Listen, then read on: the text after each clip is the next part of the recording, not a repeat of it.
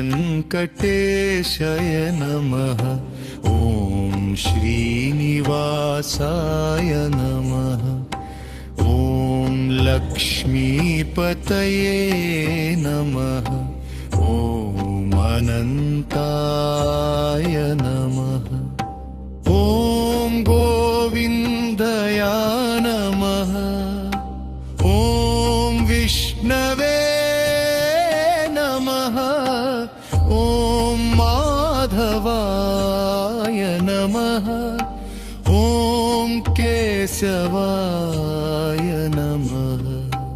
ॐ नारायणाय नमः। ॐ मधुसूदनाय नमः।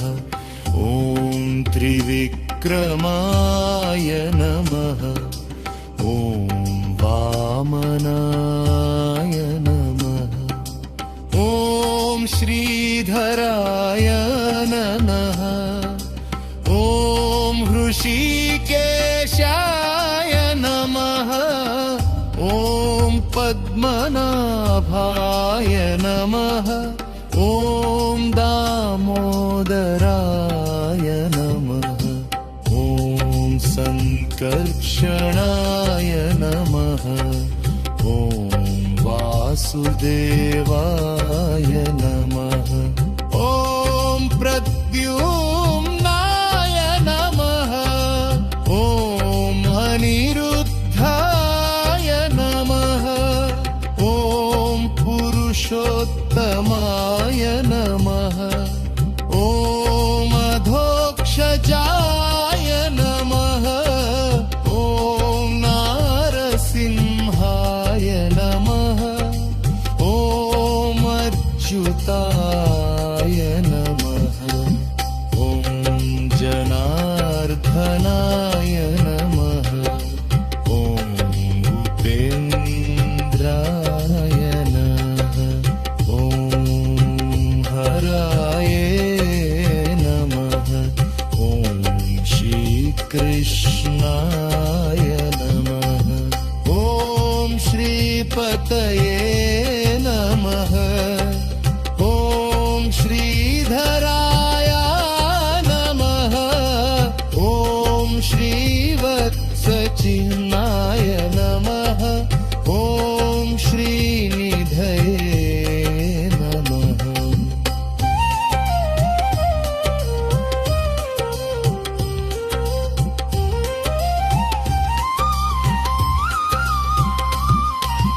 ॐ श्रीनिधये नमः। ॐ श्रीनिवासाय नमः। ॐ शेषाद्रिनिलयाय नमः। ॐ वेङ्कटाद्रिनिवासाय नमः। ॐ बालाजिने नमः। ॐ गोविन्दराजाय नमः। ॐ वेङ्कटेश्वराय नमः। ॐ श्रीधराय नमः। ॐ पद्मनाभाय नमः। ॐ शेषशयिने नमः। ॐ जगन्नाथाय नमः। ॐ जगदाधराय नमः। ॐ जगन्निवासाय नमः। ॐ जगन्नाभाराय नमः। ॐ विश्वमूर्तये नमः। ॐ विश्वपतये नमः। ॐ विश्वमात्रये नमः। ॐ विश्वपतये नमः। ॐ विश्वपतये नमः।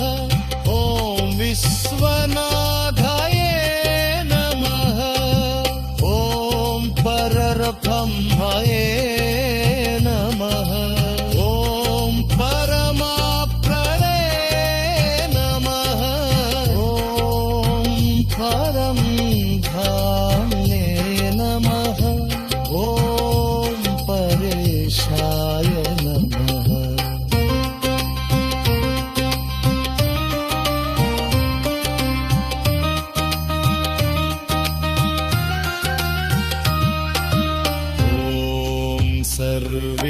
सर्वेश्वराय नमः। ॐ सर्वाधराय नमः। ॐ सर्वरक्षकाय नमः। ॐ सर्वसाक्षिणे नमः। ॐ सर्वलोकनाथाय नमः। ॐ सर्वलोकपालकाय नमः। ॐ सर्वलोकेश्वराय नमः। ॐ सर्वमङ्गलाननाय। ॐ सर्वाभीष्टप्रदाय नमः। ॐ सर्वपापहराय नमः। ॐ सर्वदुःखहराय नमः। ॐ सर्वसौख्यप्रदाय नमः। ॐ सर्वसिद्धिप्रदाय नमः। ॐ सर्वमङ्गलपराय नमः। ॐ श्रीवेङ्कटेश्वराय नमः। ॐ सर्वभराय नमः।